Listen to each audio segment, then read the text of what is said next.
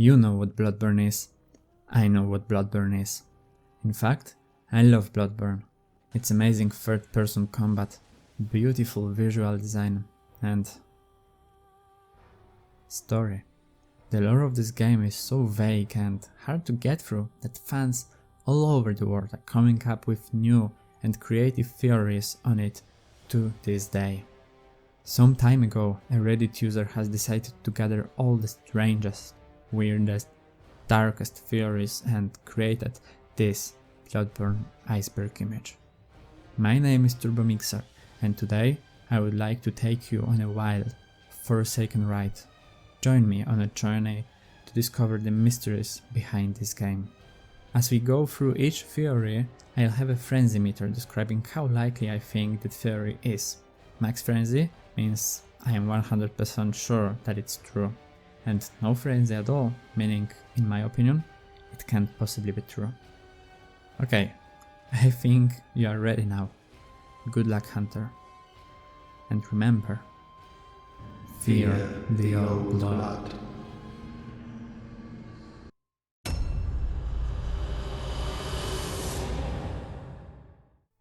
Three third chords.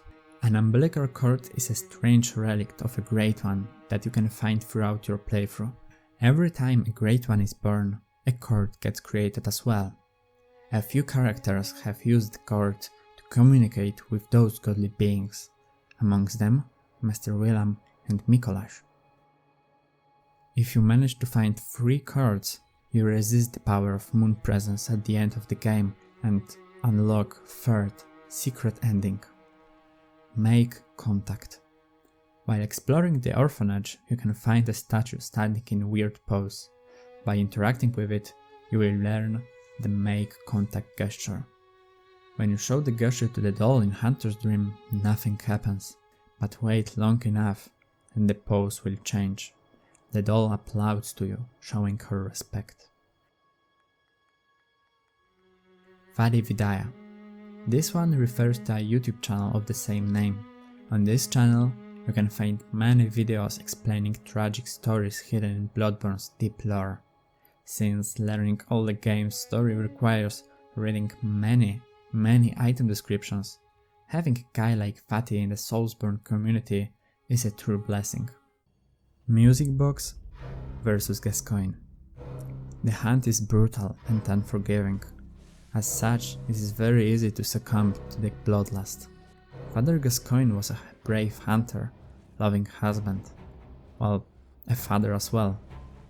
His daughter asked the player to find her dad and bring him home. I'm all alone and scared.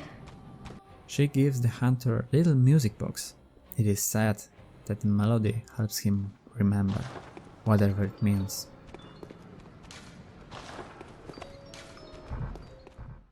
When fighting Gascoigne, player can try to use music box. This makes the opponent stop for a moment. He seems to be fighting the inner beast, but that's all in vain. And after a long fight, player kills Gascoigne. Beast Claw. Beast Claw is a fast yet powerful weapon created by Irreverent Easy. In a DLC, there is an NPC that uses this cool weapon. Many players didn't know that you can actually obtain the weapon yourself. Deep below the Yarnam surface, in a long forgotten cave of Alain Laurent Chalice, there is a chest, and in a chest lies this beastly weapon. Cleric Beast Shortcut. This one refers to a cool discovery made by one of the players. So basically, after fighting Cleric Beast, you met at that end.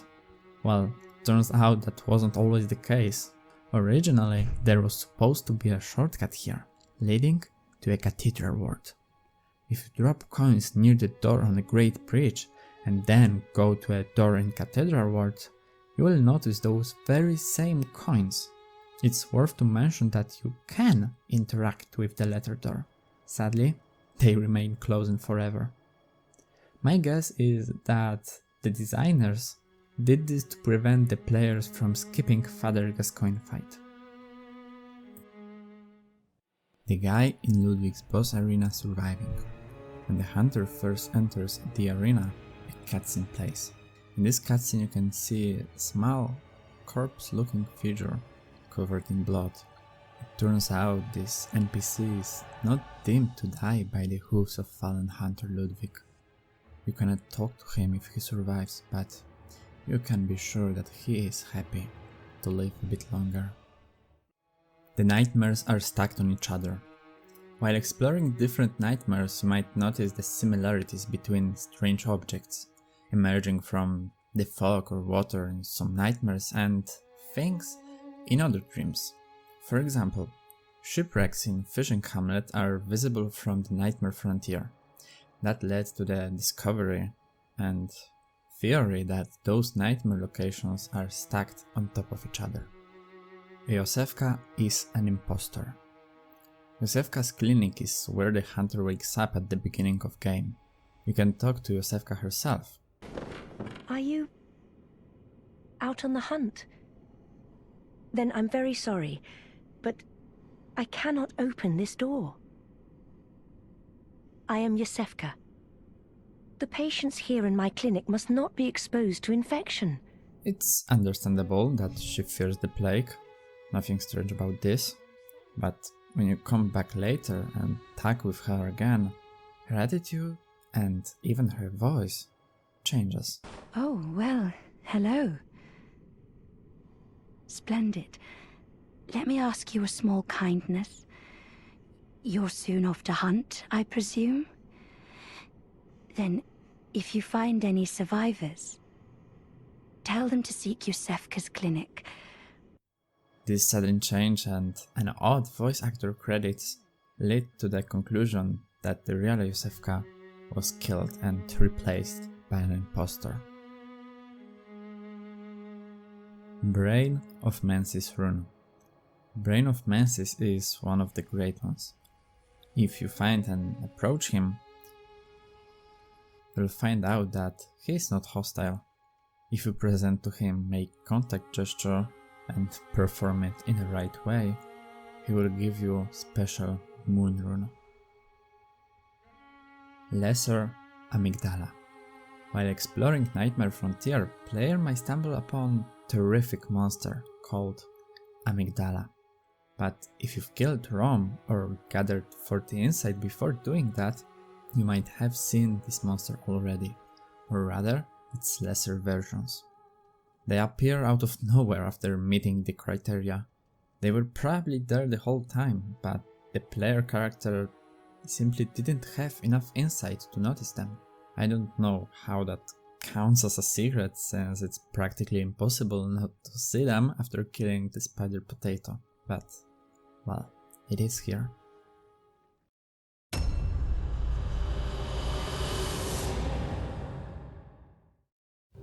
Winter Lantern is made up of messengers. Winter Lanterns are not only the most hated enemies in the game, they are also one of the most mysterious ones. Players have speculated upon their origin, their role in a hunt. Some have noticed strange resemblance between Winter Lantern's head and the messenger's body. This led to discovering that the giant, brain-like head of this enemy is made up of messengers themselves.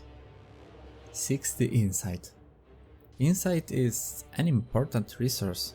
It represents the forbidden knowledge gained by the player throughout his or her adventure. The more insight the hunter has, the more things he starts to notice in the world around him. When you obtain 60 insight, a baby cry can be heard occasionally in almost every location in the game.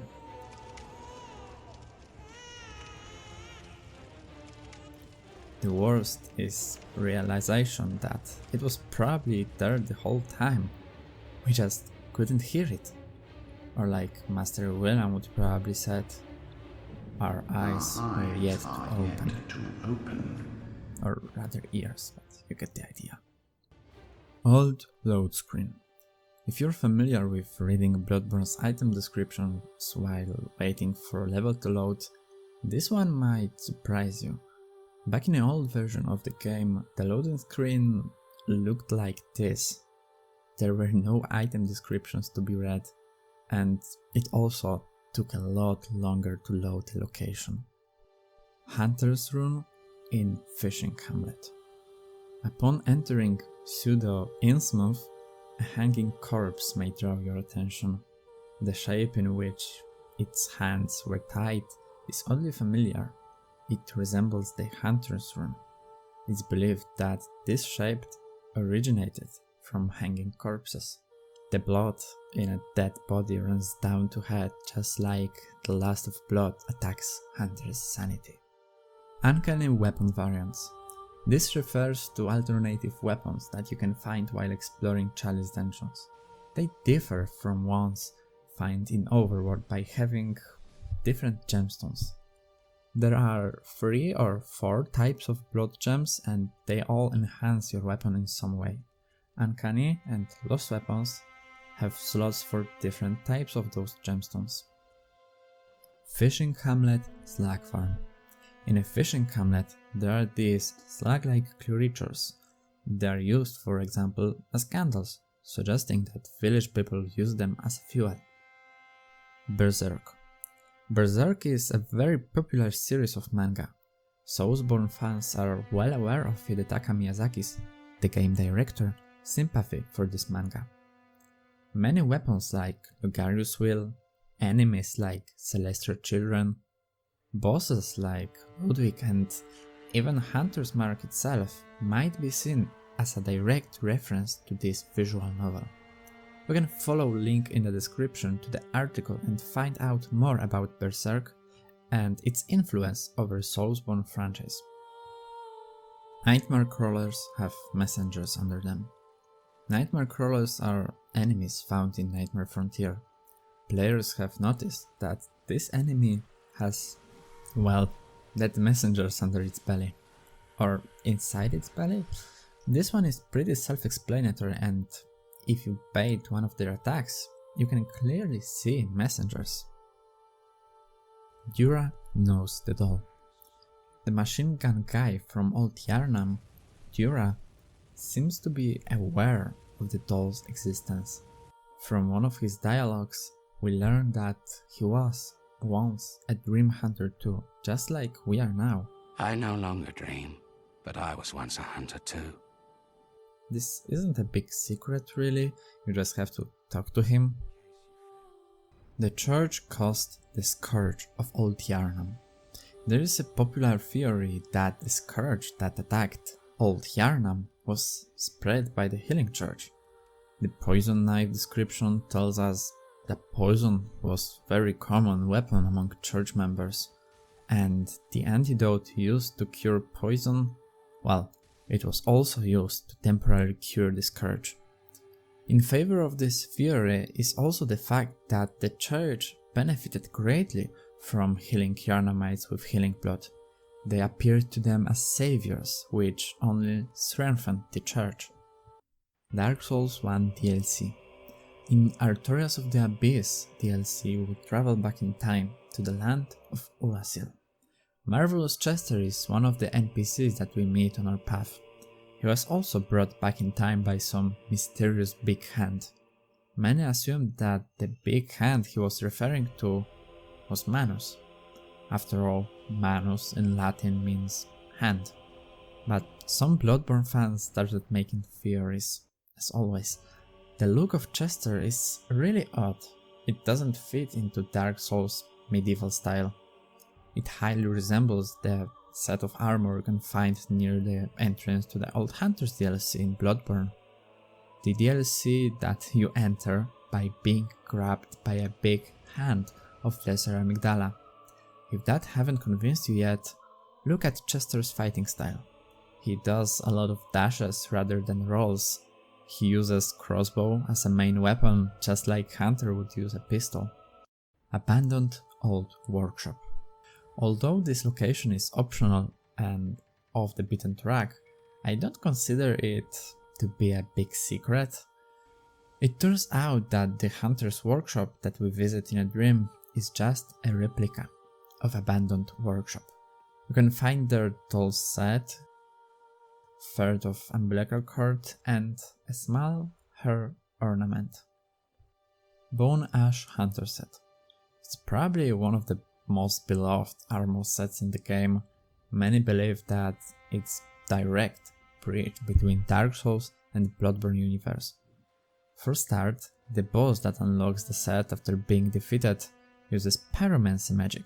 Pyromancy is very common in Dark Souls games, but is almost nowhere to be found in Bloodborne. Also, the description of armor says, in a ceremony of flame that cemented body and soul.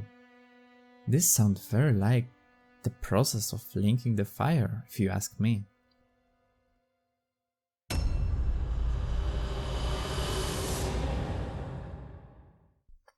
Day 1 patch workshop note. Sorry guys, I couldn't find anything on that. Maybe drop a comment down in the comment sections with some links to that. I don't know. Sorry, I couldn't find it and I didn't want just to, skip it and hope that nobody will notice that. Research Hall is Bergenwerf. Those locations seem separate at first. You enter the first one by being grabbed by Lesser Amygdala or by touching Mikolas's corpse at Yahar'gul. The latter one, on the other hand, can be accessed by killing Shadows of Yharnam. But if you are familiar with the game's lore, you'll know that it's very likely those levels are in fact in the same location. The theory goes that the lecture hall is located below the Bergenwerf building itself. DMC Redgrave. This is a username of a redditor who posted, quote, an in-depth 108-page analysis of Bloodborne's lore, characters and world. I've yet to read it myself, but judging by its popularity, this essay monstrosity is pretty good. He also has a YouTube channel dedicated to analyzing Bloodborne lore. Links are in the description below. I highly advise to check him out. Shadow over Innsmouth. If you didn't know, Bloodborne is heavily influenced by H.P. Lovecraft's writing. He is the one responsible for Cthulhu mythos, and Shadow over Innsmouth is one of his most popular stories. If you like Bloodborne and haven't read it, I advise you to do so. It's about a young man trying to unravel mysteries of an old fishing town. The fishing hamlet from Bloodborne marks many similarities to this short book. Both towns' inhabitant worshipped a godlike monster related to the sea, but I would argue that the fate of Fishing Hamlet is way more tragic than the fate of Innsmouth. Areas unaffected by Blood Moon. As the hunt progresses, the night goes through different phases as well. We start at sunset, then after inspecting the Lawrence's skull there is a nightfall. Killing Rom triggers the last phase, called Blood Moon. The moon phases change a lot in the game. The enemies will act different, the NPC questlines will progress, not to mention the obvious visual changes. But there are actually very few locations truly affected by those phases. Only Central Yharnam, Cathedral Ward and Yahar'gul, the unseen village, and some locations like Hunter's Nightmare, Fishing Hamlet, Nightmare Frontier, Nightmare of Mensis seems to be unaffected by them at all. Project Beast. This one refers to the early name of Bloodborne, and that's it. But we'll get to the alpha versions of the game later in the video. Madman's Knowledge is a slag. Madman's Knowledge is an item that grants you insight upon consuming. It's a skull with white crack and a strange slag-like shape coming out of it. Since slags are identified with Great Ones, it's easy to imagine that mad scholars whose skulls we crush had their minds filled with thoughts about slags and Great Ones. But I wouldn't say that they are literal slags inside those skulls. Music box versus bell. You already know what a music box is, now the bell. While exploring the Chalice dungeons, you may find a chamber with huge bell. Upon hitting it, it will lure any nearby enemy. The interesting part is the fact that you can ring the bell by playing a music box. Was that intended by developers? I have no idea. Skybox changed after Gascoigne, so it appears that we trigger Sub Moon Phase after killing Father Gascoigne. It doesn't change anything except for the texture of the sky, mainly the sun is now bigger. That's why it's not considered a proper moon phase, but rather a sub phase. Hail the Nightmare lyrics. Hail to Nightmare is a soundtrack in Bloodborne. Bloodborne's music is, well, it's amazing, and this piece is one of my favorites. So when I've learned that it has Latin lyrics, I was amazed even more. I will put a link to the full translation in the video description. What are your thoughts on the lyrics? What do you think it all means? Dream Quest of Unknown Kadaf. This is, once again, referring to H.P. Lovecraft's book by the same name. It's full of dreams and traveling between dream realms.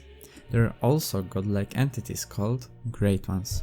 Well, do I really need to tell you how big inspiration this book was for Miyazaki when making Bloodborne? Yharnam's map geometry doesn't line up. A Reddit user Brutus pointed out that when you go to Old Yharnam from Cathedral Ward, you go down about 80 feet, but when you look up while being in Old Yharnam, there is no sign of Cathedral Ward towering above you. So yeah, Bloodborne's sword isn't 100% logical when it comes to geometry. Old gameplay trailer. There are a lot of old gameplay trailers, and since I'm aware, there is nothing mysterious or secret about them. Tom Prospector subreddit. This subreddit is filled with hunters exploring Chalice dungeons and their secrets. This amazing community has discovered many interesting things years after the game's release. They have catalogued every 2300 root dungeons, they have found unique enemies, and really, the list goes on, so maybe you'll check out the link to their subreddit. If you want me to cover their findings, let me know and I'll try to prepare a separate video. Lance McDonald. This is the name of a YouTube channel dedicated to exploring alpha versions and cut content of From Software games, including Bloodborne. He shows unused assets, items, even enemies and bosses. It's really cool that a channel like this exists. Thanks to him, we can get more insight on Bloodborne's lore. Soulcleaver only weapon with 2 R2 animations. It's not true, but I assume the author meant Soulcleaver is the only weapon with 2 charged R2 animations. If so, yeah, I believe that's true.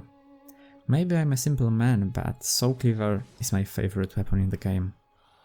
Byrgenwerth Basement. I've talked before about this mysterious basement entrance in Byrgenwerth. I assumed that it leads to the lecture building, but there is also theory that it's connected to Chalice dungeons, long forgotten tombs of past civilization. It's possible.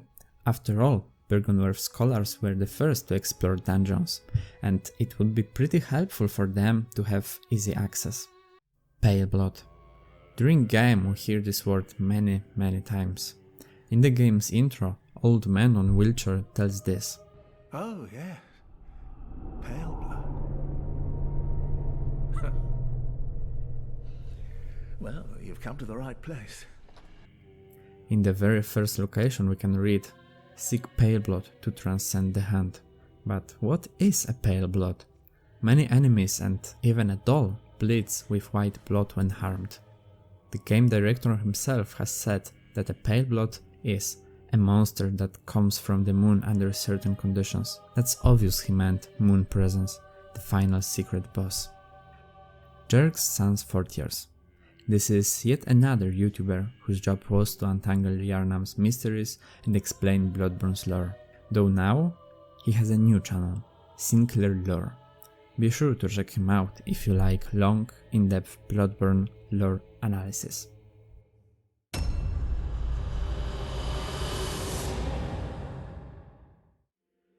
Rom's Legs Sockets.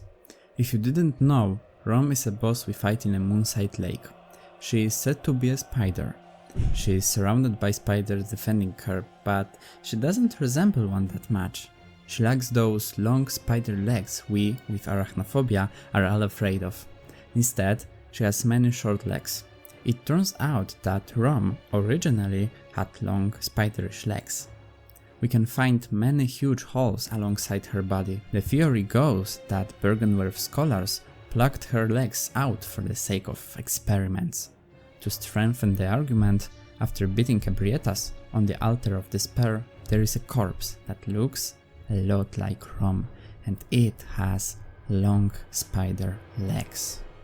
Vadivdaya plagiarism.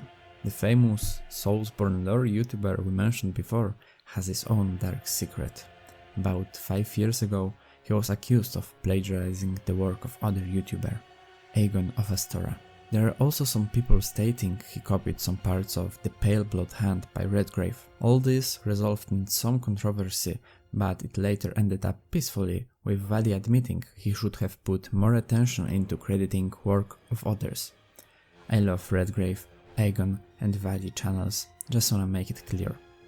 Hemwick is a source of bone marrow ash. I'm not really sure why it's here, since the item description says clearly it's created in Hemwick, but maybe you wonder what a bone marrow ash is. Short answer, it buffs your firearm. Lore-wise, Hemwick was a place where the church collected body parts from corpses, so yeah, it just confirms our point. Who wrote Seek Pale Blood? There are a few theories trying to answer that question. I believe it was the game protagonist himself, the Pale Blood Hunter as a Redgrave calls him.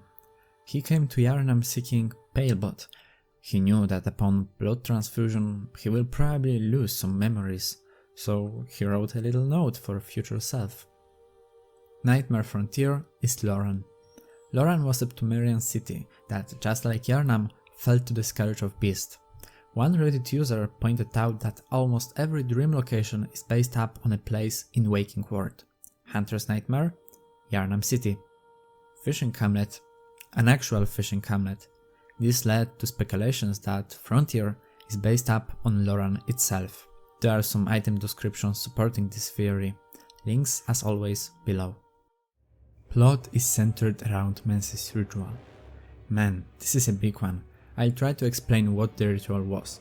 So, Mikolas, the leader of School of Mensis, wanted to contact with a Great One, presumably with Mother of Kos. For that, he experimented a lot. The school used a lot of Pthumerian kidnappers to kidnap Yharnamites and Pthumerian priestesses to perform the ritual. There are even theories saying that Mikolas himself was manipulated by the Pthumerians. Whether that's the case or not, the ritual played a big part in Bloodborne's events, and I could easily do an entire video dedicated to this subject.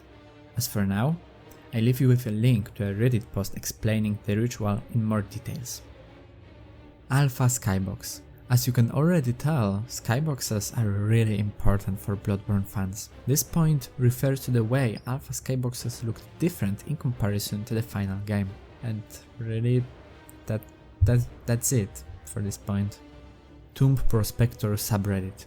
I don't know why it's here again.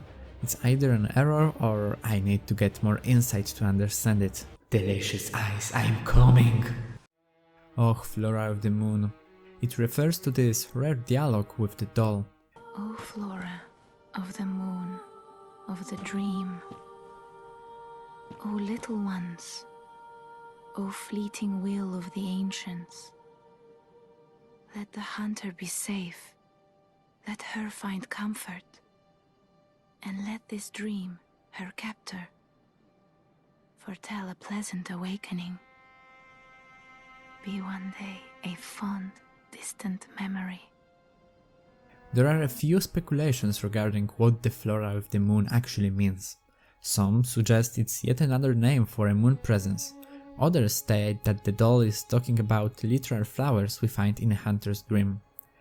Redgrave has an entire video dedicated to the subject, and it's great. The doll bleeds pale blood. I've already mentioned it, but it's super suspicious. I will leave silent the theory about the doll being used by German in some unethical ways. You're welcome to use whatever you find. Even the dark, should it please you. So we are sent on a quest to find pale blood, and here one of the most friendly characters bleeds pale blood. Some say that the doll is a kin, and thus it bleeds pale blood. Some suggest that it's just one of the Miyazaki's dirty jokes. Yarnamite in intro has blood-drunk hunter eye. Eye of a blood-drunk hunter is an item necessary to access the DLC. It is said that those who went drunk with blood are taken by the nightmare, the bottomless curse upon all hunters and their children too. It's no wonder then that a Yarnamite who succumbed to the blood was taken to the nightmare too. Labyrinth Mole. It's one of the rarest enemies in the game. You can only find it in Chalice dungeons. It's so cool and inspiring in some way that this game has so much hidden or secret content that community makes new discoveries years after their release. Chalice illusionary walls. Although those type of walls was very common in Dark Souls universe, they seem absent in Bloodborne. It turns out that there are quite a lot of them actually, but only in Chalice dungeons. They hide secret chests and items. Many players are unaware of them to this day.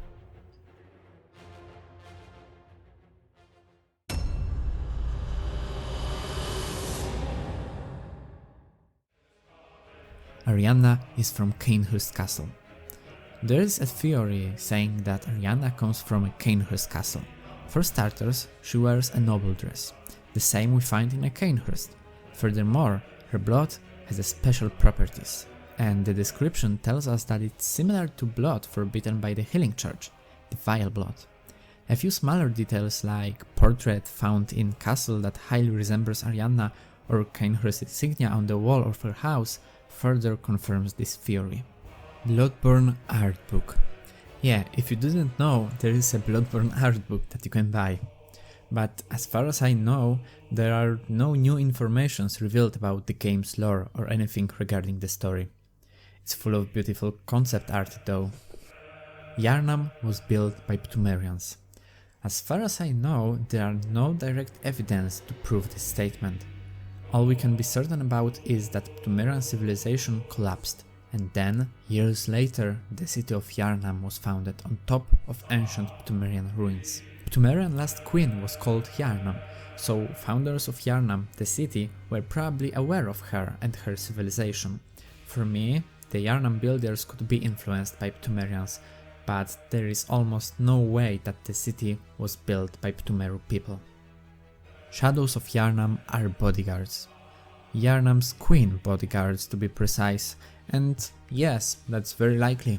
They are guarding the path to the Byrgenwerf, and in Byrgenwerf, after defeating Crom, we meet Queen Yharnam herself. They also appear in Mensis Nightmare, and right before the final boss of this arena, we meet Queen Yharnam once again. So yeah, Shadows of Queen Yharnam seems to be her bodyguards. Japanese script differences. It's no secret that Bloodborne was made by a team of Japanese developers, and with the game being translated to English, some details were lost. Fortunately, some fans decided to point out common misconceptions resulting from translation. For example, the description of Old Hunterbone. It is said that he was an apprentice to Old Garuman. In the Japanese version, there is no reference to the gender of this hunter, and after the DLC came out, it became pretty obvious that this bone belonged to Lady Maria. For more translation related to lore, check out those videos. Music box versus Mergo's wet nurse. There are some speculations regarding usage of music box during Mergo's wet nurse fight. Some say that using it makes her dance, that after the fight is over you can calm the baby's cry with this music box. I'm not necessarily convinced by the evidence, but there are a lot of things we still don't know about Bloodborne, so who knows? Impurity rune depicts a bloodletting. I mentioned before the Hunter's rune looking like a man hanged upside down. Well, Impurity rune given to the player by Walter looks a lot like Crucified Man. bleeding from his wrists. We do know that bloodletting was a common practice among the Healing Church members. In Old Yarnam we can find crucified beasts with huge blood pools under them, and the boss, blood-starved beast, seems to be drained of all its blood as it doesn't bleed. It's very likely that this rune actually depicts a bloodletting act. Lawrence is the bloodletting beast. If you've played the Old Hunters DLC, you'll probably think that it's silly to say that. We encounter Lawrence and defeat him in an epic boss fight. But remember that we meet him in a dream. It's not his physical form, so it's possible that his appearance might differ in a waking world. After all, his skull found in Grand Cathedral doesn't look like the head of cleric beast we fight in DLC. I told you that bloodletting was a common practice in Healing Church, and Lawrence was the founder of this organization, so he probably did a lot of bloodletting in his past. The name Bloodletting Beast may suggest that, in the past, this beast was a man who specialized or even founded a bloodletting practice, Lawrence himself. Sekiro Tears. Some people try to connect Old Hunters NPC Yamamura, who is said to be a warrior from distant eastern lands, with the newest From Software's game, Sekiro. As you can tell, this situation is very similar to Marvelous Chester from Dark Souls 1. Personally, I think that Yamamura is not a Sekiro Tears. There are a lot of Japanese influences over all the From Software games, and he's just one of them. Rom is she. This one is confirmed by Miyazaki himself, and such, it's 100% true. Yeah, I know, that was very quick. Double barrel shotgun. This weapon appeared in a Project Beast trailer, but sadly, we never saw it in a final product. Well, I guess it would be super cool to be able to shoot Lovecraftian monsters like cosplaying as Doom, Marine. Little self-promotion here. If you like long content, check out my Doom Eternal critique. Developer chalices. It turns out that some content cut out of the game can still be accessed in-game. Well, I guess it's no longer cut from the game. Some curious players have found out special glyphs that, after typing while creating new chalice dungeon, allow you to explore not completed levels and even fight new bosses.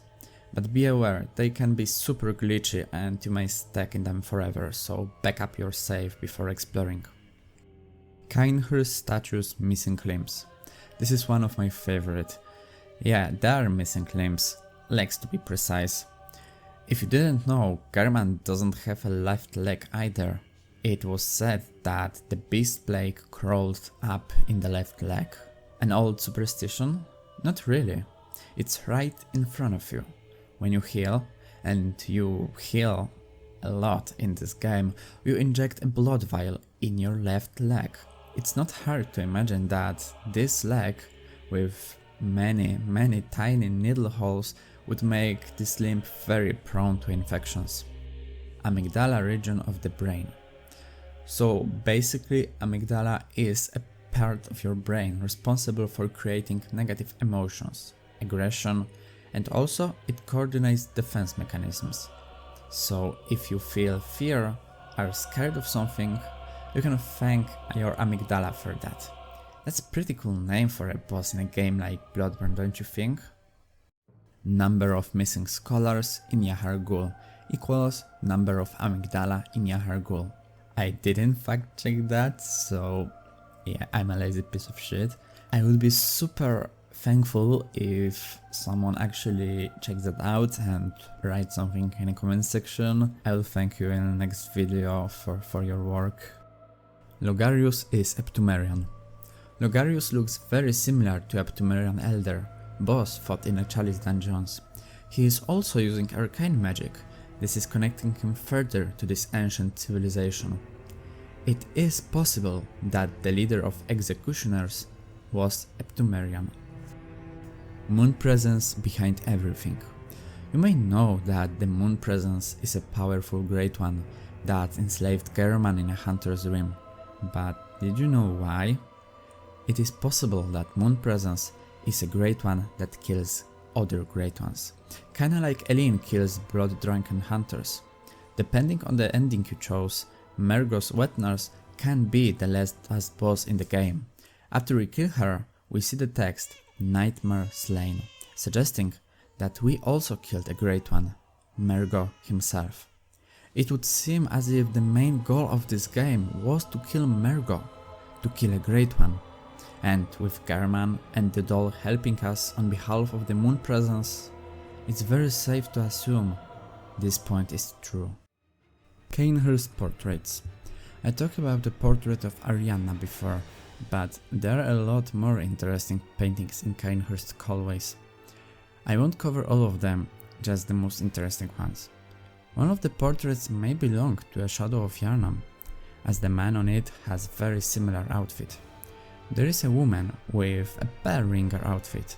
As we know, bell ringers were Pthumerians, so were probably shadows of Yharnam since they defended the queen.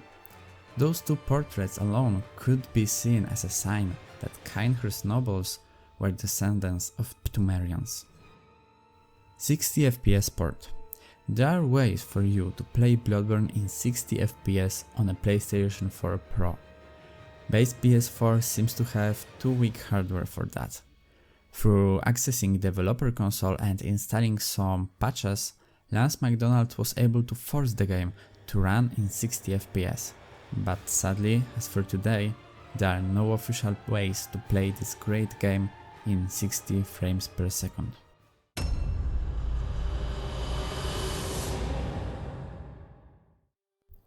The Choir Orphanage to create a Great One.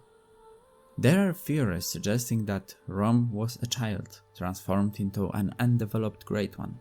First, what are the evidence for that? And second, why is that important for this point? The Miyazaki saying Rom is cute, Rom being described as vacuous, which basically means tabula rasa, and a note from Yahar Ghul saying that the ritual calls for a newborn. All those facts suggest that you need a child to create a Great One through a Mensis ritual. As such, it is very likely that the orphanage was a place where the choir members experimented on children in hope to create a Great One. Grave in Witch's Abode. I'm not really sure what this refers to. I told you already that Hemwick was kinda like a recycling facility, but instead of plastic bottles, they recycled body parts of the dead Yharnamites. And the witches of Hemwick specialized in collecting eyes. In Yahar Ghul there are a lot of those enemies that look exactly like witches, and their grab attack looks as if they were trying to get your eyes. Other than that, I have no idea what this point is about. Messengers are unborn fetuses of Mensis ritual. This is very likely.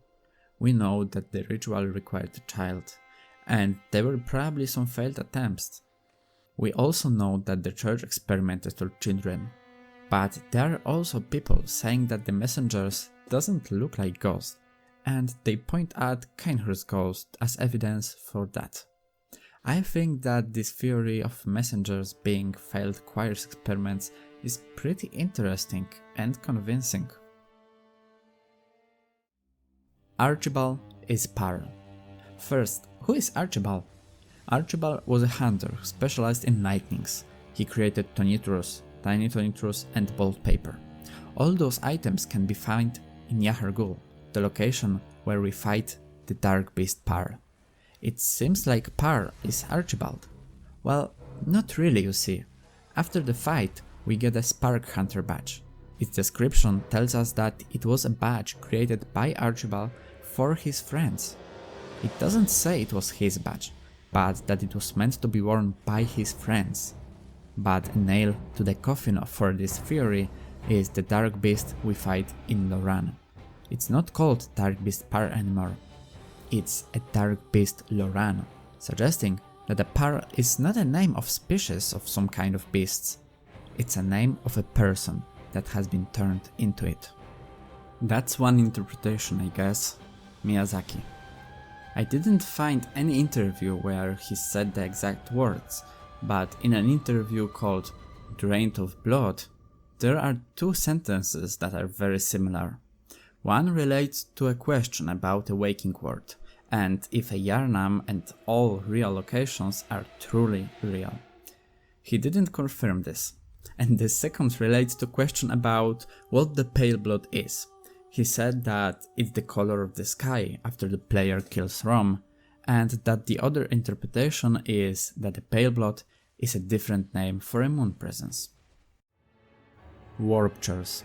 If you didn't know, warp chairs were a pre-release mechanic that was cut out of the game. They were basically like the lamps and were used as checkpoints and allowed the player to be transported to the hunter's dream. The player would sit on such a chair and he or she would be transported to a dream. I bet you can already see the similarities to the bodies we find sitting on chairs, like the body of Mikołaj that we can use to get to the lecture building. You can probably see that those points are getting longer and longer, but yeah, the deeper we go, the more there is to explain. And I'm not even explaining every nuances there are to a given theory. If you want more in-depth videos on any theory mentioned in this video, please tell me so in the comment sections below. Third guidance rune. This rune, for those unfamiliar, increases the health recovery by railing. First 2 tiers of this rune can be easily found in the game, but tier 3 was nowhere to be found. Still, many speculated that it must be hidden somewhere in the dungeons. Now we know that this rune exists in Bloodborne's code and can be obtained through editing a save file. As for today, players were unable to obtain this item without hacking their own save files. Old Yharnam Chapel statues. I will assume this one refers to the altar found in a Church of Good Chalice. It depicts 3 women standing or kneeling around the table, looking as if to pray up into the sky. And on that table there is a body. Don't know about you, but for me it is very similar to an altar found in an elevator leading to the research hall in Old Hunters DLC. This connection guides us to guess that the corpse belongs to a Great One's child, orphan of Kos, that the church experimented on. Well, that's just my theory. Parl escaped Yahar Ghul. Remember how we get to the fight with Dark Beast Parl? We go through a tunnel that takes us from a prison to a gate leading to Old Yharnam. Since the Parl is waiting under the gate, some players came up with a theory that it was Parl who dug up that tunnel and he tried to escape to the Old Yharnam. Lawrence is depicted in Cainhurst. There are speculations that one of the Cainhurst paintings depicts Lawrence, the first vicar. The theory goes that either Lawrence originated from the castle or, bear with me, he brought the corrupted blood to the Queen Annalise. She drank the blood. Lawrence convinced her and then helped her to give birth to a Great One. I linked the Reddit post describing this theory in more details if you are interested. Church giants are controlled by choir bells. It's safe to assume that the giant church servants were Pthumerians brought from the dungeons. They were used as cheap yet powerful guards. We also know that bell ringers use bells to control and to resurrect dead beasts and people. It's possible that the choir figured out how this bell ringing works and used it to control the Pthumerian giants we see in Cathedral World.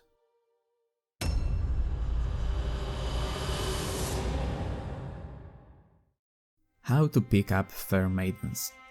Everybody knows that German has a very impressive book collection in A Hunter's Dream, but did you know that one of his books is a guide on how to pick up fair maidens? Yeah, strange, isn't it? Josefka was originally Mergo's wet nurse. There is one strong evidence to this theory. We find Josefka's blood vial next to the Mergo's wet nurse boss arena. And let's be clear here, we are talking about the real Josefka, the one that disappears from the clinic after we kill Gascoigne. Maybe she went to take care of an infant Great One. Sadly, the interview with games director for Future Press tells us that Josefka can't possibly be alive. Clock Tower Hunter Badge. It was an item cut out from the DLC. It still exists in a game files, but similar to the third guidance rune, can't be obtained without hacks. It probably unlocked some new items in the messenger shop, similar to other badges we found in Bloodborne. On Bloodborne Fandom Wiki it says that the badge was probably meant to be dropped by Lady Maria, and the player would use it to unlock new DLC weapons such as Churchpick or even Rakuya. Pale blood is the color of blood-drained corpse, the sky of the blood moon. I'm not sure how to interpret this one. Miyazaki had said that a pale blood refers to a color of sky after we kill Rom, so right, it's the color of the sky of the blood moon. Maybe I've missed something during my research. Give me insight in the comments, please. Wandering bosses. As you probably already know, chalice dungeons hide lots of mysteries. One of them are, or should I say were, wandering bosses. Wandering bosses are bosses that we encounter outside the boss arena, kinda like the shadows of Yharnam in the Mergos Loft. They stayed undiscovered a long time after the game was released. This just proves how amazing this game is. It surprises you years after it came out. The choir wants to stop the Mensis ritual. In Yahar Ghul we find a note that reads, "The Mensis ritual must be stopped, lest we all become beasts." Sadly, we do not know who wrote this note, but we do know that the School of Mensis separated itself from the church at some point. Maybe something that Mikolas was doing wasn't approved by the church. Maybe that thing was a Mensis ritual. If that's the case, then yeah, it's perfectly reasonable that the choir would want to stop it from succeeding. But remember, that's a big if. The music box plays Mergos Lullaby. That's true, I could end it here, but this video is already long enough that it doesn't matter. Although this is true, it doesn't have to prove that there is some connection with Gascoigne and Infant Great One. I believe that it's just popular lullaby sung or played to children around the Yharnam. Cat Cainhurst level. I failed to find any solid evidence proving that there is a level like this cut from the game. I've only came across this Reddit thread filled with speculations on the subject. Also, Lance McDonald has a video with some Cainhurst environment models that were never used in the final game. That's really cool, but it's not an entire level. Mad Ones in Yharnam.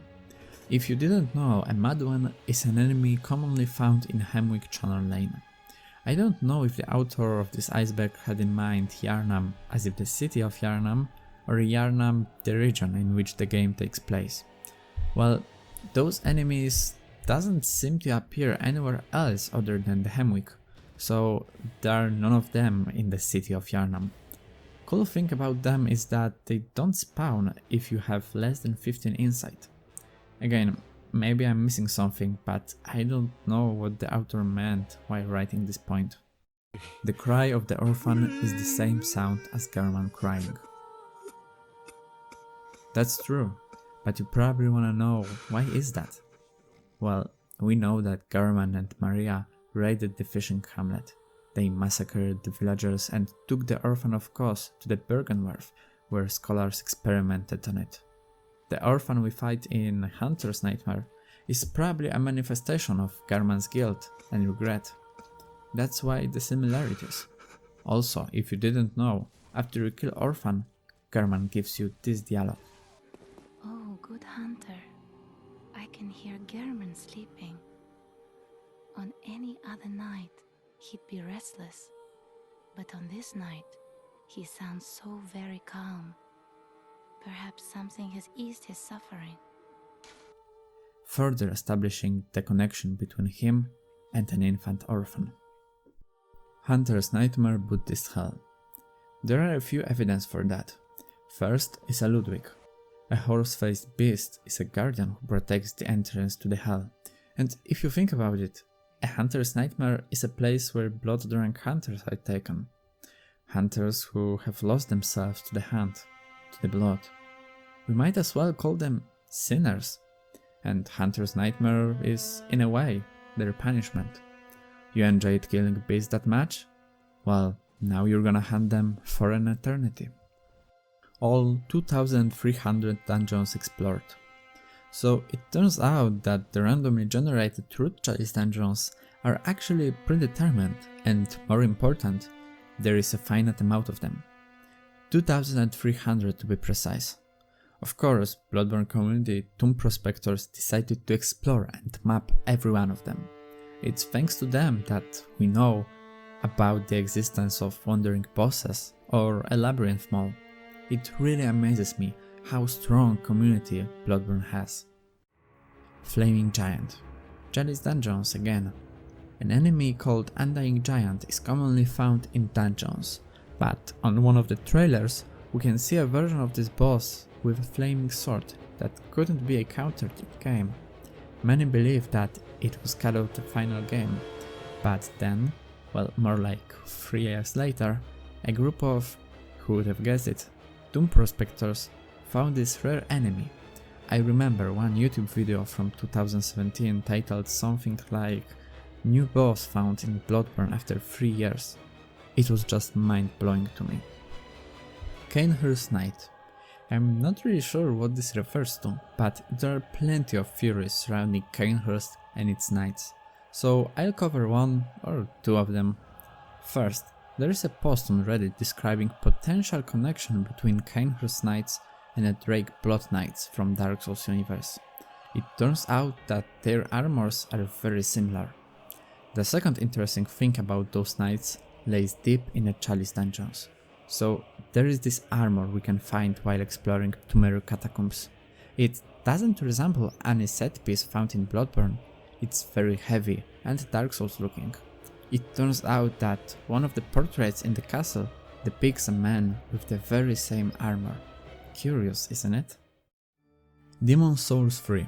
I will assume that he meant Demon Souls 2 here, but added 3 just for, you know, mystery. So there are actually a couple evidences suggesting that Bloodborne originally was meant to be a direct sequel to Demon Souls. First, in an alpha version of the game, if we cheat a little bit, it's possible to fight Father Gascoigne. And what does he say during the fight? Rest in peace, Umbasa. If you didn't play Demon Souls, Umbasa was a very common word used in that game. For Demon Souls players, it's like "fear the old blood" for Bloodborne fans. A catchphrase. Besides Gascoigne saying Umbasa, there is also the fact that Logarius' dagger looks like a weapon from Demon Souls, but that just may be reusing assets, something that FromSoft is famous for. Post-ROM plot holes. Well, I don't really know how to address this one. The fight with Rom takes place about halfway through the game, and Bloodborne being a Souls game has a lot of unexplained things. If you're watching this video, you probably know this already. Most of the story that we accept is pure speculations. Yeah, there are evidences in the game, but they are only hints, not proofs that this or that happened. Who are amygdalas? What did the Burgenwer scholars find in the tombs under Yarnam? How did the Master William get his umbilical cord? The game never answers those questions, not directly at least. Odeon metaphor for Minamata disease. I will try to describe this theory as briefly as I can. Redgrave has brilliant video on this topic, so watch it if you're interested. So, there was this Japan fishing village, and one day, the cats in this village started going a little crazy. Literally, some would even commit suicide by drowning in the water. And then, people too started acting strange. They would lose their minds, talk in tongues nobody was able to understand. They started acting violent. Many believed that this illness was punishment for sins, and the people who got it deserved it. I just want to remind you that this happened in real life. After some time, people realized that this illness was caused by mercury poisoning. The local chemical factory was dumping mercury-based waste into the local lake. At first, people didn't believe this because they were very dependent on that factory. Many village inhabitants work there. Well, if you're at least somewhat familiar with the Bloodborne story, you will notice many analogies here. The factory is a healing church. The mercury is infested blood of a great one. If you didn't know, the silver bullets in Japanese are called mercury bullets. And how can you obtain them? From your blood. You have so much mercury in your blood that you can transform it into mercury bullets. And the symbol of formless Odeon? We can notice alchemy's symbol of mercury in it. It's super interesting for me, and if you wanna learn more about Minamata disease and its influence over Bloodborne, watch mentioned before video. Castle Archive NPC. I don't know what it means, sorry, I couldn't find anything on that, so let's just move on. Creatures that have fully evolved can't give birth. It is said that every Great One loses his child. From what I know, in order to create a Great One must die. This is how our character turns into a Great One. We first have to kill the Moon Presence. Kos was pregnant, but she couldn't give birth. It was only after her death that Orphan of Kos was born. So yeah, it would appear that a Great One itself can't give birth to another one. That's why it yearns for a surrogate, like Queen of Yarnam or Arianna. Lawrence was originally your friend. Plot about finding him. From digging in the alpha files of the game, we know that originally after waking up in the clinic, Yusefka told us that our friend Lawrence is searching for a doctor that would help us with mysterious disease that the player character has. And we need to find him. But we have to remember that this Lawrence plot was created probably before they came up with the idea that Lawrence founded the Healing Church and all that. So yeah, Lawrence was meant to be our friend, but this was completely different character from Lawrence, the first vicar. The Lake of Mud. So remember those unfinished Chalice dungeons? In one of them we can find an unfinished boss that looks very similar to the Moon Presence, and we fight him in an area that is very similar to Orphan of Kos arena. And this arena was called by Bloodborne community the Lake of Mud. Father Norbert. This is an NPC that never appeared in the final game. There are unused dialogues of Mikolash and Yarnamite that mention him. By those dialogues we can assume that he was the person who changed into the cleric beast we fight at the beginning of the game. Players have found an NPC model in game files, and the community assumed that this is how Father Norbert was supposed to look, but sadly this NPC model is never named, so that's pure speculations. The doll is based on the Canehurst noble. Man, this is our last point, and it's so easy to explain. Of course she is.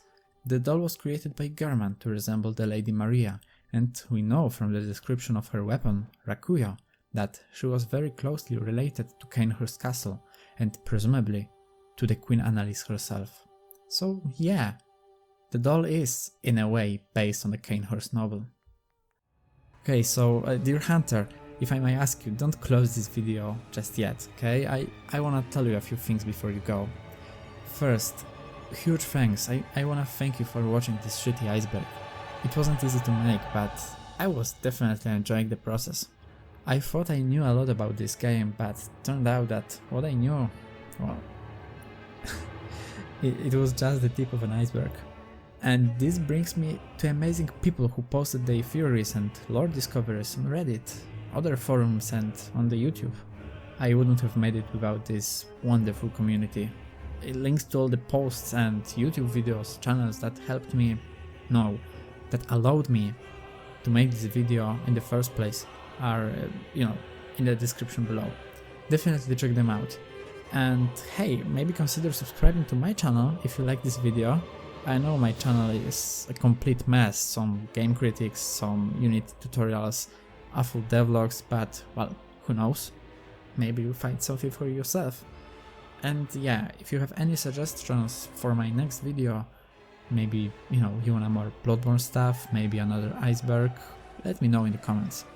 And yeah, I doubt that anyone is still listening to me, but yeah, thank you. Thank you for your time. Thank you for watching, and to the next time.